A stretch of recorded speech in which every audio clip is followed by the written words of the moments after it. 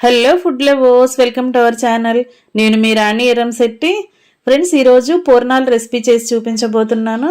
అంతకుముందు ఎప్పుడు కూడా ఈ ప్రాసెస్తో మీరు పూర్ణాలు అనేవి చేసి ఉండరండి. చాలా సాఫ్ట్గా కమ్మగా ఉంటాయి. గులాబ్ జామ్ కన్నా కూడా చాలా మృదువుగా నోట్లో వేసుకుంటే కరిగిపోయేలా ఉంటాయి. ఆ ప్రాసెస్ అంతా చూడండి. ఇంగ్రీడియంట్స్ అన్నీ కూడా మీ అందరికీ అర్థమవుతాయి. వీడియోని ఫస్ట్ నుంచి లాస్ట్ వరకు చూడండి. మధ్య మధ్యలో స్కిప్ చేయకుండా చూడండి. ఇంకా ప్రాసెస్ స్టార్ట్ చేద్దాం. 1 కప్పు నిండా వేరుశనగ పప్పులు తీసుకోండి. వీటిని బాగా డ్రై రోస్ట్ చేసుకోండి. మనం పప్పుల్ని ప్రెస్ చేసినట్లయితే ఇలా ఈజీగా పొట్టంతా కూడా ఓపెన్ అయిపోవాలి. ఈ విధంగా ప్రెస్ చేసుకుని పొట్టు తీసుకున్న పప్పుల్ని 1 కప్పు తీసుకోండి. అలాగే ఏ కప్పుతో పల్లీలు తీసుకుంటే అదే కప్పుతో 1/2 కప్పు బెల్లం తురుము తీసుకోండి. అలాగే 4-5 టేబుల్ స్పూన్లు తెల్ల నువ్వులు కూడా తీసుకోండి. ఇప్పుడు మిక్సీ జార్ తీసుకుని పల్లీలు మిక్సీ జార్లో వేసుకోండి. అలాగే తెల్ల నువ్వులు కూడా జార్లో వేసుకోండి. అలాగే తురిమి పెట్టుకున్న బెల్లాన్ని కూడా మిక్సీ జార్లో వేసుకుని 1 ఇలాచీ వేసుకోండి. మూత పెట్టుకుని దీనిని బరకగా గ్రైండ్ చేయండి. మరి ఒకేసారి ఎక్కువగా గ్రైండ్ చేయకుండా ఇలా బరకగా వచ్చేలా గ్రైండ్ చేయండి. మరి ముద్దలాగా కాకుండా పలుకులు పలుకులుగా రావాలి. ఈ విధంగా గ్రైండ్ చేసి తీసుకోండి. ఇప్పుడు ఇదంతా కూడా ఒక ప్లేట్లో పెట్టుకోండి. ఈ పొడంతా కూడా ప్లేట్లోకి వేసుకున్నాం కదా. ఇప్పుడు చేత్తోనే మనం కొంచెం కొంచెంగా పల్లీల పొడి తీసుకుంటూ చిన్న చిన్న ఉండలుగా చేసుకోండి. మనకి పూర్ణాలు అనేవి ఏ సైజులో కావాలో ఆ సైజులో బాల్స్ లాగా చేసుకోండి. ఇలా ఉండ చుట్టుకుని ఒక ప్లేట్లో పెట్టుకోండి. ఇదే విధంగా మిగిలిన పౌడర్ అంతా కూడా కొంచెం కొంచెంగా తీసుకుంటూ ఇలా పల్లీ బాల్స్ని రెడీ చేసుకుని ఒక గిన్నెలో పెట్టుకోండి. ఇలా మొత్తం కూడా రెడీ అయ్యాయి కదా. ఇప్పుడు నెక్స్ట్ ప్రాసెస్ చూద్దాం. బ్రెడ్తో పూర్ణాలని చెప్పాను కదా. బ్రెడ్ స్లైసెస్ అండి, ఒక 7-8 అలా తీసుకోండి. దీనికి ఇలా సైడ్ ఉన్న బ్రౌన్ కలర్ పార్ట్ అంతా కూడా తీసేసుకుని రిమూవ్ చేసుకోండి. మధ్యలో ఉన్న బ్రెడ్తో మాత్రమే, వైట్ కలర్ బ్రెడ్తో మాత్రమే మనం రెసిపీ అనేది చేయబోతున్నాం.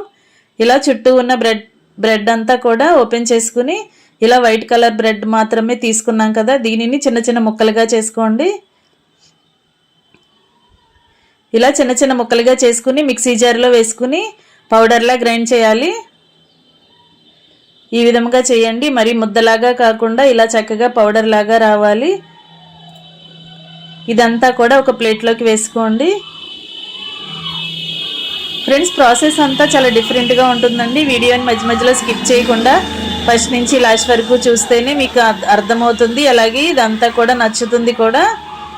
ఇప్పుడు పౌడర్ అంతా కూడా ప్లేట్లోకి వేసుకున్నాం కదా. ఇప్పుడు 4-5 టేబుల్ స్పూన్లు మిల్క్ పౌడర్ని తీసుకోండి. మిల్క్ పౌడర్ ప్లేస్లో మైదా పిండినైనా తీసుకోవచ్చండి. 4-5 టేబుల్ స్పూన్లు వేసుకున్నాం కదా. ఇప్పుడు చేత్తోనే బ్రెడ్ పొడి, మైదా పిండి కూడా మొత్తం అంతా కలుపుకోండి. ఇప్పుడు గోరువెచ్చగా ఉన్న పాలను తీసుకుని దానిలోకి 1 టేబుల్ స్పూన్ పంచదార వేసుకోండి. ఈ షుగర్ అంతా కూడా పాలలో కలిసేంత వరకు స్పూన్తో బాగా కలపండి. ఇలా కలుపుకున్న పంచదార పాలని ఒక్కొక్క స్పూను బ్రెడ్ పొడిలో వేసుకుంటూ దీనిని ఒక చపాతీ ముద్దలాగా రెడీ చేసుకోవాలి. పాలనేవి ఎక్కువగా పట్టవండి. కొంచెం కొంచెంగా పోసుకుంటూ మాత్రమే మనం ఇది రెడీ చేసుకోవాలి. చేత్తో బ్రెడ్ని గట్టిగా ప్రెస్ చేస్తూ కలిపినట్లయితే పిండి అనేది ముద్దలాగా ఫామ్ అవుతుంది. ఇలా గట్టిగా మనం నొక్కుతూ కలుపుకున్నామంటే ఇలా రెడీ అవుద్దండి. ఇలా చపాతీ ముద్దలాగా రెడీ చేసుకోండి. ఇలా చేసుకున్నాం కదా. ఇప్పుడు ఒక గిన్నెలోకి 1 టేబుల్ స్పూన్ నెయ్యి తీసుకోండి.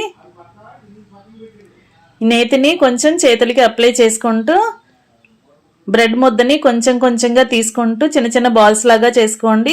మనం పల్లీ బాల్స్ని ఎన్ని చేసుకున్నామో అదే విధంగా బ్రెడ్ ముద్దతో కూడా కరెక్ట్గా అన్ని బాల్స్ వచ్చేలా చేసుకోండి.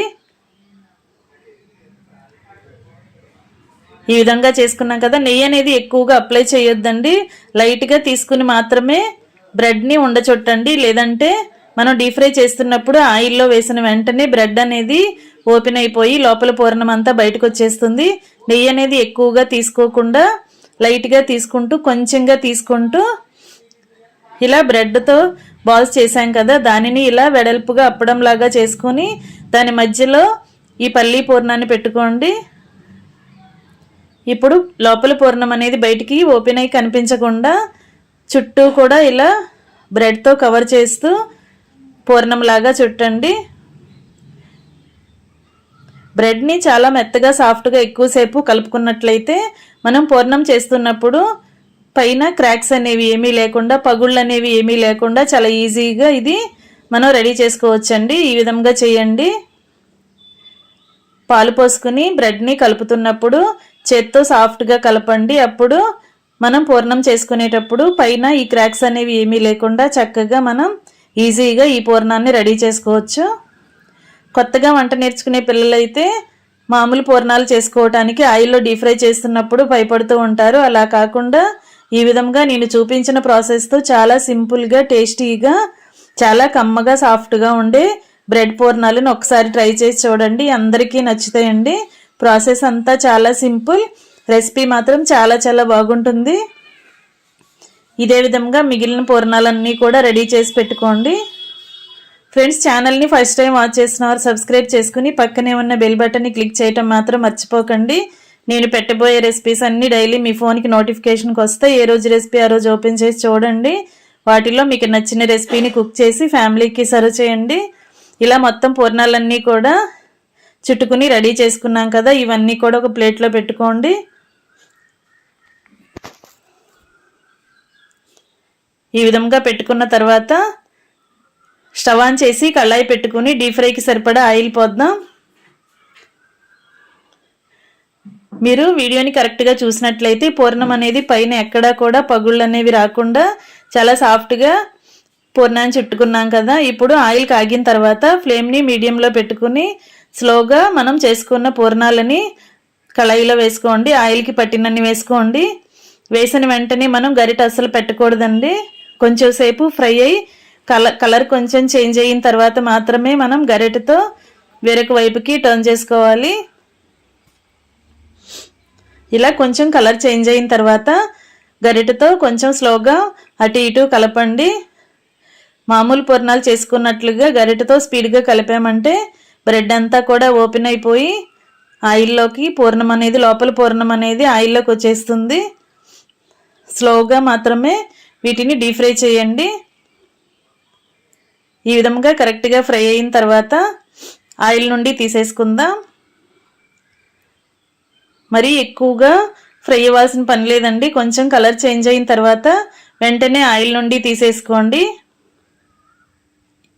మరీ ముదురు కలర్లోకి రావాల్సిన పని లేదు. ఈ విధంగా ఫ్రై అయిన తర్వాత ఆయిల్ నుండి తీసేసుకోండి.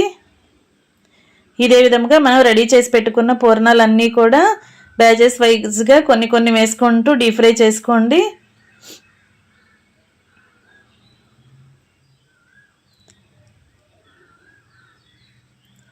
ఇలా స్లోగా ఒక్కొక్కటి మాత్రమే మనం తీసుకుని గరిటెలోకి వేసుకోవాలండి. లేదంటే పూర్ణం అనేది విడిలిపోతుంది,